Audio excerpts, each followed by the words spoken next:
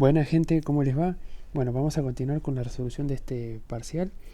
Habíamos quedado en analizar la existencia del máximo absoluto, ¿sí? Recuerden que ya el mínimo absoluto lo habíamos encontrado y ahora vamos a continuar con la búsqueda de ver si hay o no máximo absoluto. Pero para eso habíamos quedado en que nos faltaba cierta información vital para poder confirmar si en ese punto había o no un máximo absoluto, o sea, en el máximo local, ¿no? Si realmente ese máximo local era absoluto o solamente local. Entonces para eso vamos a buscar las asíntotas horizontales. Para eso vamos a empezar calculando la asíntota horizontal, si es que esta existe, por izquierda. ¿Está bien? Para resolver este límite, ¿sí?, vamos a proceder con un cambio de variables, ¿sí? En este caso vamos a proceder con el cambio de variables u igual a menos x. Recuerden que cuando tienen un límite con x tendiendo a menos infinito, en muchos casos es muy conveniente este cambio de variables para que el límite nos quede tendiendo a más infinito y a partir de ahí podamos usar, por ejemplo, propiedades de orden de magnitud, entre otras cosas más. Entonces, cuando probemos el cambio u igual a menos x, fíjense que ahora todo lo que diga x se va a transformar en menos u a través de este cambio de variables, ¿sí? Que es lo que evidenciamos acá, ¿sí? Entonces, luego de eso, seguimos por acá abajo, está bien, y tendríamos que, básicamente, o lo que les propongo por lo menos hacer acá, es que saquen factor común menos u de dentro del paréntesis de menos u menos 2 al cuadrado. Al hacer eso, fíjense que les va a quedar el menos u al cuadrado por 1 más 2 sobre u al cuadrado, ¿sí? Acuérdense, lo que hicimos ahí es hacer un factor común u igual, perdón, u no. En este caso dijimos de hacer factor común menos u al cuadrado. ¿Está bien? Entonces, de esta manera, ¿sí?, fíjense que si ordenamos un poquito estos términos, nos queda esto de acá, ¿sí? Y lo importante de esto es que notemos que esto que tenemos ahí, u cuadrado por e a la u sobre 4, cuando u tiende a más infinito, todo esto a su vez va a tender a más infinito. Mientras que esto que está acá adentro va a tender a 1, porque si se acuerdan, cuando tenemos una constante no nula sobre algo que tiende a infinito, ese cociente tiende a 0, ¿sí? Pero vamos a analizarlo con más detalle acá. Entonces, como el límite de u tendiendo a más infinito de 2 sobre u es igual a 0, porque justamente cuando tenemos el límite de x tendiendo a más o menos infinito de una constante no nula sobre una función que tiende a más o menos infinito, ese cociente va a terminar dando 0, ¿sí? Y además, como u al cuadrado por su lado tiende a más infinito y e a la u sobre 4 también tiende a más infinito, todo esto siempre y cuando u tiende a más infinito, que es la situación en la que nosotros estamos, entonces fíjense que esta parte del límite va a tender a más infinito, mientras que 2 sobre u tiende a 0. Pero si 2 sobre u tiende a 0, quiere decir que el paréntesis va a tender a 1 al cuadrado, que es 1. ¿Sí? Entonces fíjense que el límite estaría tendiendo a 1 por infinito, ¿sí? O por 1 por más infinito más concretamente. Por lo tanto, el límite nos daría que tiende a más infinito. Es decir, que no estaríamos teniendo asíntota horizontal por izquierda, ¿sí? Si buscamos lo mismo por derecha, ¿no? O sea, ahora resolvemos el límite pero con x tendiendo a más infinito, acá la cuestión es diferente. En vez de hacer un cambio de variables y todo lo que hicimos antes, lo que vamos a tratar de hacer es reescribir a e a la menos x sobre 4 utilizando propiedades de potencia, ¿sí?, como 1 sobre e a la x sobre 4. ¿Sí? ¿Se acuerdan cuando tienen un exponente negativo? Lo pueden reescribir como 1 sobre esa exponencial, pero con el signo contrario, o sea, signo positivo en el exponente. ¿Por qué hacemos eso? O sea, ¿por qué lo reescribimos así? Porque si lo vemos bien, este es un límite que podemos resolver ahora con propiedades de orden de magnitud. Fíjense, e a la x sobre 4 tiene mayor orden de magnitud que x menos 2 al cuadrado. ¿Sí? ¿Se acuerdan? Las funciones que tienen mayor orden de magnitud por el momento son las exponenciales de base mayor a 1. ¿Sí? En cambio, los polinomios eran como los con los que iban a velocidad media, si quieren, a infinito. ¿Sí? O sea, los de orden de magnitud intermedio. Pero los logaritmos eran los de menor orden de magnitud. Entonces, como la exponencial es de mayor orden de magnitud que x menos 2 al cuadrado, entonces, por orden de magnitud, esto tiende a 0. ¿Sí? ¿Se acuerdan que si la función que estaba en el denominador era la que tenía mayor orden de magnitud, el límite tendía a 0, y si la función que tenía mayor orden de magnitud era la del numerador, entonces el límite tendía a más infinito, ¿sí? Entonces, si el límite este nos da 0, quiere decir que en y igual a 0 tenemos una asíntota horizontal por derecha. Entonces, ¿qué significa todo esto? Esto lo que significa es que nuestro máximo local, ¿está bien? El máximo local que nos había dado el ejercicio, fíjense que no puede ser un máximo absoluto. ¿Por qué? Porque fíjense, si la función cuando x tiende a más infinito, cuando x tiende a menos infinito, se va a más infinito, quiere decir que en algún momento va a tomar algún valor que sea superior al valor que tomaba la función en el máximo local. Por lo tanto, el máximo no es absoluto, es local, ¿sí? Fíjense que esto nos lo dio lo podemos averiguar viendo si la función efectivamente tenía alguna asíntota horizontal o no. En este caso, el hecho de que cuando x tiende a menos infinito, la función se vaya a más infinito, lo que me está mostrando es que cuanto más chico sea el valor de x que yo le introduzca a la función, más grande va a dar, un número más grande va a devolver la función. Por lo tanto, 64 por e a la menos 5 medios, que esto ocurría cuando x valía 10, por ejemplo, va a ser superado, ¿sí? Por ejemplo, por algún x, qué sé yo, podríamos agarrar tranquilamente, por ejemplo, a x igual a menos 1, a x igual a menos 2, a x igual a menos 3, evaluarlo en la función y comprobar que la función evaluada en esos valores va a ser más grande que esta de aquí, ¿sí? Fíjense que solo con mostrar un valor, encontrar un valor de x en el que la función devuelva un número más grande que este, es suficiente para ver que este máximo local efectivamente solo es eso, máximo local. ¿Está bien? Entonces, podemos concluir que en 64 por e a la menos 5 medios no hay un máximo absoluto, pero efectivamente sí es un máximo local. Bien, ahora sigamos con la otra parte que nos pedía ver si había asíntotas verticales, el inciso E. Fíjense que en nuestro caso no hay asíntotas verticales porque la función está definida en todos los reales. Recuerden que los candidatos a asíntotas verticales son los x en los que la función no está definido, pero alrededor del cual la función sí existe. Como por ejemplo, imagínense una función que tenga como dominio todos los reales menos el 4. ¿Sí? Fíjense que alrededor del 4 la función sí está definida. Por lo tanto, el 4 sería un candidato a asíntota vertical. Pero para poder confirmar si es asíntota vertical o no, lo que tendrían que hacer es calcular el límite de x tendiendo a ese valor y ver si ese límite les da infinito o menos infinito, ¿sí? Bien, vamos con la última parte del ejercicio, que es la parte de la concavidad. Pero bueno, al igual que en las regiones de crecimiento y crecimiento, necesitamos encontrar los puntos, bueno, en este caso los puntos de inflexión, ¿sí? En el caso de las regiones de crecimiento y decrecimiento, buscamos los puntos críticos.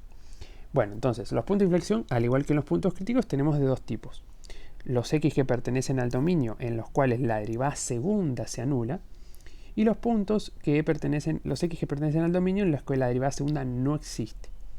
Ahora bien, acá les dejo una pequeña tarea. Justifiquen por qué la derivada segunda es derivable en todos los reales, ¿sí? O en pocas palabras, acá lo que habría que hacer en realidad no es justificar la derivabilidad de la derivada segunda. Lo que habría que hacer es justificar la derivabilidad de la derivada, ¿sí? ¿Por qué? Porque para ver si la derivada segunda existe, habría que ver si la derivada es derivable. ¿Está bien?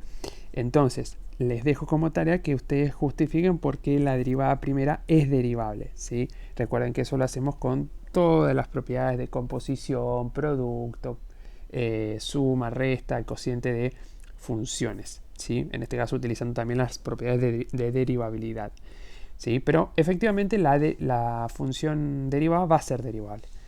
Entonces, lo que hacemos es derivar, ¿sí?, la derivada para encontrar la derivada segunda. Bueno, esto yo les recomiendo que se preparen porque va a ser un choclo importante, ¿sí? Fíjense, lo primero que vamos a tener que hacer es derivar, ¿sí?, un producto. También vamos a tener que hacer la derivada de un producto. O sea, vamos a hacer la derivada de este por este sin derivar, más este sin derivar por la derivada de este, ¿sí? Pero claro, la derivada de este va a implicar también una derivada de una multiplicación, ¿sí? Entonces vamos a hacerlo con cuidado. Fíjense, acá ya escribimos la derivada de lo que sería x menos 2 al cuadrado por e a la menos x sobre 4. Ahora pusimos acá por el segundo sin derivar, ¿está bien? El paréntesis que estaba lo ponemos sin derivar, más el primero sin derivar, por la derivada de este paréntesis. Fíjense que la derivada de ese paréntesis me da simplemente menos un cuarto. ¿Está bien? Entonces, lo que hacemos siguiente es, dentro de este corchete, hacer un factor común e a la menos x sobre 4. Fíjense que acá lo dejé acá el e a la menos x sobre 4. Y adentro del corchete nos va a quedar esto de acá, ¿sí? Por el 2 menos x menos 2 sobre 4, que ya estaba de antemano, o sea, es este mismo de ahí. ¿Está bien? Y bueno, después esto lo copiamos como, simplemente lo copiamos como estaba, solamente teniendo el cuidado de que cuando multiplicamos por menos un cuarto, ¿sí?, nos va a quedar menos, ¿sí? Más por menos, menos. Entonces, ahora lo que hacemos de todo esto, vemos que en ambos términos de esta resta, o sea, me refiero, este es un término, este es el otro término. Entonces fíjense que entre esos dos términos lo que hacemos es un factor común e a la menos x sobre 4. ¿Está bien? ¿Para qué? Para que nos quede ese e a la menos x sobre 4 afuera y adentro todo un poquito más simplificado. Un poco nomás, porque la verdad es que no hay mucha diferencia, pero sigue siendo un choclo, ¿sí? Y ahora lo que vamos a hacer es hacer distributiva entre estos corchetes, ¿sí? Al hacer esa distributiva, es verdad, nos va a quedar un choclo más grande, pero ahora lo vamos a empezar a agrupar de tal manera de que se nos haga más sencillo. Fíjense que este y con este lo podemos operar. Está bien, fíjense que todos son x menos 2, pero divididos por diferentes números. Entonces es como hacer una resta de fracciones, ¿sí? Al hacer eso, fíjense que lo que nos va a quedar, bueno, acá básicamente todo esto lo copié como estaba en la otra hoja, si todavía acá no hice la cuenta, pero ahora lo que les decía es de hacer esta cuentita, hacemos este, menos este, ¿sí? Entonces, al hacer eso, nos va a quedar un menos x sobre 2, simplemente, porque es como hacer menos un cuarto, menos un medio, menos un cuarto, menos un cuarto, menos un cuarto, es menos un medio, y menos un medio es menos 1. Por eso nos quedó así, ¿sí? Después, lo otro que tenemos, que justamente vamos a desarmar, en otro paso más adelante, vamos a desarmar este término de acá, ¿sí? Fíjense, ¿por qué quedó un 4 menos x acá? Bueno, simplemente porque hicimos 2 menos x menos 2, ese menos lo usamos para desarmar el paréntesis, ¿está bien? Entonces nos queda menos x más 2, 2 más 2, 4, que es este 4 que está acá. Entonces, ahora sí, desarmamos este de acá, ¿sí? O sea, hacemos el cuadrado del binomio. Al hacer eso nos queda este choclín de acá, ¿sí? Y fíjense que ahora lo que vamos a hacer, ese 16 que está dividiendo, lo vamos a distribuir en el x cuadrado, en el menos 4x y en el 4. Quedándonos esto de acá, ¿sí? Todo este quilombo lo estamos haciendo de ahora para poder encontrar la derivada segunda un poco más armadita para igualarla a 0, ¿sí? Después fíjense que tenemos menos x menos un cuarto, nos va a dar menos 5 cuartos. Y finalmente, después de todo el sufrimiento de esa cuenta, nos queda esto de acá, ¿sí? Todo esto escrito así es mucho más cómodo para igualarlo a 0, ¿sí? Porque recuerden que estamos buscando los puntos de inflexión. Entonces, si igualamos a 0 la derivada segunda, recuerden que esto de acá es distinto de 0, ¿sí? Por lo tanto, lo que tiene que valer 0 es el corchete. ¿Está bien? Entonces, si lo que vale 0 es el corchete, como es una cuadrática, le podemos aplicarle Bhaskara. Y cuando le apliquen Bhaskara les va a quedar dos raíces bastante feas de ver. En este caso me da 10 más 4 raíz de 2 y 10 menos 4 raíz de 2, ¿sí? Es decir, que los puntos de inflexión de esta función van a ocurrir en 10 más 4 raíz de 2 y 10 menos 4 raíz de 2. ¿Está bien? Estos valores de acá salen de evaluar a la función, ¿sí?, en justamente 10 más 4 raíz de 2, y este de acá sale en evaluar a la función en 10 menos 4 raíz de 2. No se preocupen si su calculadora no les devuelve el número así con esta notación como con una raíz. Simplemente tomen 2 decimales o 3 decimales. O sea, agarren lo que les dé la calculadora y tomen 2 o 3 decimales y operen con eso, ¿sí? No se hagan tanto problema por eso. Lo importante acá es que la derivada segunda se anula, está bien, en 10 más 4 raíz de 2 y en 10 menos 4 raíz de 2, ¿sí? Recuerden de que, como ustedes tenían de tarea probar que la derivada era derivable, ¿sí? No va a haber puntos de inflexión en los cuales, puntos de inflexión en los cuales la derivada segunda no exista, porque la derivada es derivable. ¿Está bien? Entonces no van a haber x que pertenezcan al dominio de la función en los cuales la derivada segunda no exista. ¿Sí? Bien. Y vamos con las regiones de concavidad, que sería lo último. ¿Cómo encontramos las regiones de concavidad? De la misma manera que con la que armamos las regiones de crecimiento y decrecimiento. Agarramos al dominio, lo fraccionamos según los puntos de inflexión en este caso, ¿sí? O sea, vamos de menos infinito al primer punto de inflexión, que es 10 menos 4 raíz de 2. Después vamos de ese punto de inflexión al siguiente punto de inflexión, que sería 10 más 4 raíz de 2. Y después de 10 más 4 raíz de 2 a más infinito, ¿sí? Armamos un cuadrito para poder visualizar la información de forma más clara, ¿sí? Y tomamos un valor de prueba en cada intervalo, ¿sí? Por ejemplo, en este intervalo acá tomamos el 0, en este intervalo acá tomamos el 5, ¿sí? Eso se ve que 10 menos 4 de 2 es 4,80 más o menos, ¿sí? Y acá tomamos un valor de prueba en 16, porque 10 más 4 de 2 es como casi 15,8, más o menos. ¿Está bien? Bien. Entonces, teniendo eso presente, lo otro que vamos a hacer, fíjense, es agarrar la derivada segunda y evaluarla en estos valores de prueba. Fíjense que si hacemos la derivada segunda en 0, nos da positivo, ¿sí? Eso va a implicar que por criterio de concavidad, la función en ese intervalo va a ser cóncava hacia arriba. Si evaluamos la derivada segunda en 5, nos queda negativo. Es decir que por criterio de concavidad, esa función va a ser cóncava hacia abajo en ese intervalo.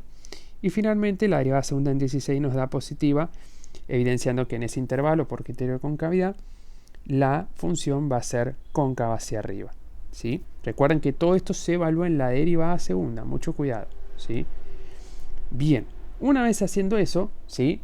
Como antes, no se olviden de justificar por qué solo con un valor de prueba es suficiente para ver el signo de la derivada segunda, ¿sí? Eso recuerden que implicaba utilizar el teorema de valor intermedio o Bolzano en su efecto para poder ver si la derivada, ¿sí? O sea, mejor dicho, si la derivada, o sea, la idea sería que ustedes planteen el teorema de valor intermedio o Bolzano a la derivada segunda y ver si en cada uno de estos intervalos la derivada segunda cambia o no de signo, ¿sí? Recuerden que este teorema les va a permitir confirmar que la derivada segunda en cada uno de estos intervalos va a mantener el signo. Por lo tanto, tomar cualquier valor de prueba que esté en esos intervalos me va a servir para sacar el signo de la derivada segunda en estos intervalos. Entonces, una vez hacemos eso, por criterio de concavidad, que es el que nos dice que si una función tiene derivada segunda positiva en un intervalo, entonces es cóncava hacia arriba en ese intervalo. Y si una función tiene derivada segunda negativa en todo un intervalo, la función es cóncava hacia abajo, ¿sí? Fíjense que acá con eso pudimos armar el intervalo de cóncava hacia abajo, ¿sí? Y acá el intervalo de cóncava hacia arriba. Bien, perfecto. Estamos a un paso ya de terminarlo. ¿Qué nos faltaría? Graficar. Vamos a ver cómo me quedó la gráfica. Esta es la gráfica. Sí, creo que inclusive es de los videos que hemos hecho, la gráfica más humana que me ha salido, la más prolijita que me ha salido hasta el momento. Fíjense, ¿cómo hicimos este gráfico? Lo primero que les recomiendo siempre es para hacer estos gráficos, marquen las raíces, recuerden el orden en el que ustedes les pidieron la información. Ese es el orden para que ustedes puedan volcar la información a la gráfica. Lo primero que grafiqué, que son estos que están en rojito y este que está en rosa, son las intersecciones con los ejes coordenados, ¿sí? Esta era la única raíz que tenía la función y esta es la intersección con el eje y que habíamos sacado, ¿sí? Después, lo próximo que marqué fueron los máximos y los mínimos locales, ¿sí? Fíjense que justo una de las raíces coincidía con ser el mínimo local y absoluto, y el otro punto crítico había sido este, que era particularmente un máximo local, en el 10. ¿Está bien? Después lo siguiente que marqué fueron los puntos de inflexión, ¿sí? Que son estos dos de acá. Entonces, ¿cómo es que empecé a hacer la gráfica entonces? Bueno, lo que hice fue tener presente además que la asíntota horizontal ni igual a 0 era por derecha y que cuando x tendía a menos infinito la función venía del más infinito, o sea, venía bajando por acá. Y vos decís, ¿cómo sabes que venía bajando? Porque estoy usando el hecho de que el intervalo de crecimiento y decrecimiento que habíamos encontrado, vamos a buscarlo, lo tenemos por acá. ¿Sí? Fíjense, el intervalo de decrecimiento era de menos infinito a 2. O sea que desde menos infinito hasta el 2, la función viene decreciendo. Y fíjense que esa información es la que volcamos en la gráfica, viendo que, fíjense, desde menos infinito hasta el 2, o sea, más o menos hasta acá, la función, ¿sí?, va a venir decreciendo. ¿Sí? Es más, fíjense que me acabo de dar cuenta de algo bastante interesante. En mi gráfica, ¿sí?, yo marqué que el mínimo absoluto era en el 4. Sin embargo, era en el 2. Así que bueno, más o menos, digamos, dentro de lo malo de tener esto así, vamos a corregirlo y colocarlo donde correspondía. ¿Sí? Vamos a reacomodar esa función. ¿Sí? ¿Se acuerdan que el mínimo absoluto era en 2,0, no en 4,0? ¿Está bien? Entonces vamos a corregir eso ya en este momento. Entonces, nos quedaría por acá, en 2,0, ¿sí? Entonces, ¿qué hace la gráfica? Es más, mira, esto nos va a servir mucho para volver a dibujarla y que nos quede lo mejor posible. ¿Sí? Entonces vamos a borrar esto de acá. Ahí está. ¿Sí? Entonces, lo que debería pasar acá es que la función venía bajando justamente de menos infinito hasta el 2, viene decreciendo, y claro, no solamente eso, sino que además lo que tendría que estar pasando acá, que es que la función, además de ser decreciente, venir de más infinito, tenía que ser cóncava hacia abajo. ¿Sí? Fíjense el intervalo de cóncava hacia abajo. ¿Está bien? Perdón, cóncava hacia arriba tendría que ser en este caso. Fíjense que va de menos infinito a 10 menos 4 raíz de 2. Entonces la función viene bajando en forma cóncava hacia arriba, llega hasta el 2. O sea, fíjense que lo que tendríamos que hacer es tratar de hacer que cruce por acá. Cruza acá, ¿sí? Fíjense que hasta ahí hago el trazo, porque ahora lo vamos a corregir, ¿sí? Vamos a tratar de que pase por el punto. Ahí va, ¿sí? Y acá viene la cuestión. Acá viene más o menos la cuestión más importante, ¿sí? Vamos a poner el mínimo absoluto, es ahí. Entonces, ¿a qué me refiero con esa cuestión más crítica? Bueno, lo que nosotros tendríamos que ver es que la función acá tenía justamente el mínimo absoluto. Entonces la función llega hasta el punto de inflexión y recién ahí cambia la concavidad. O sea, en todo este intervalo debería ser cóncava hacia arriba. ¿Sí? Fíjense que el intervalo de cóncava hacia arriba va hasta 10 menos 4 raíz de 2. ¿Sí? Entonces, hasta este puntito verde la función debería ser cóncava hacia arriba. Ahora, en el momento en el que pasa por el punto de inflexión, quizás acá se vea demasiado grosero el cambio de concavidad, pero fíjense que ahora toda esta parte de acá es cóncava hacia abajo, ¿sí? Y mantiene su concavidad hacia abajo hasta el siguiente punto de inflexión en el que vuelve, fíjense, a ser cóncava hacia arriba. ¿Está bien? Obviamente, mientras si lo hacen con una hoja cuadriculada, este dibujo les va a quedar mucho mejor. Y ¿se acuerdan que les dije que me había quedado mejor el dibujo? Al final estaba mal, lo tuve que arreglar.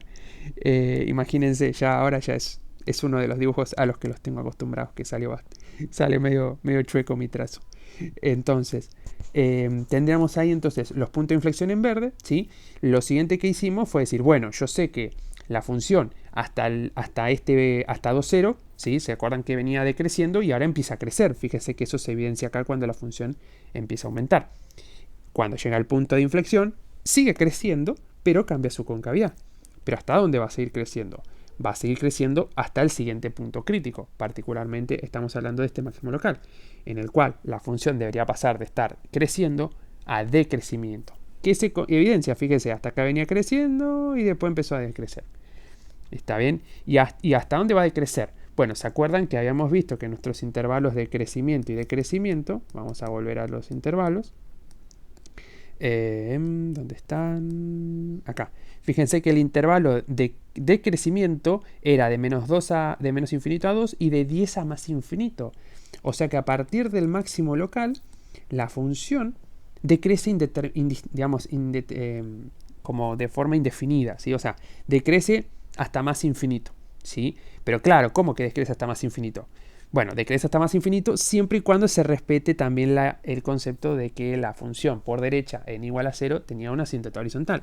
Entonces lo que va a pasar es que la función pasa por el punto de inflexión, cambia de ser cóncava hacia abajo a cóncava hacia arriba y después va a ir pegadita cada vez más, hacia hasta más infinito a su asíntota horizontal, ¿sí?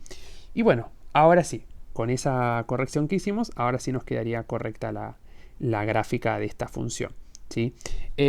Recuerden, en esta gráfica ustedes tienen que volcar toda la información que obtuvieron, ¿sí? Toda, la concavidad, las asíntotas, los crecimientos y crecimiento, los máximos locales, mínimos locales o absolutos. Está bien, toda la información, las intersecciones, las raíces, y todas tienen que ser consistentes. Por ejemplo, ¿qué pasa si yo digo que la función tenía que crecer en un cierto intervalo y por ahí me da que decrece?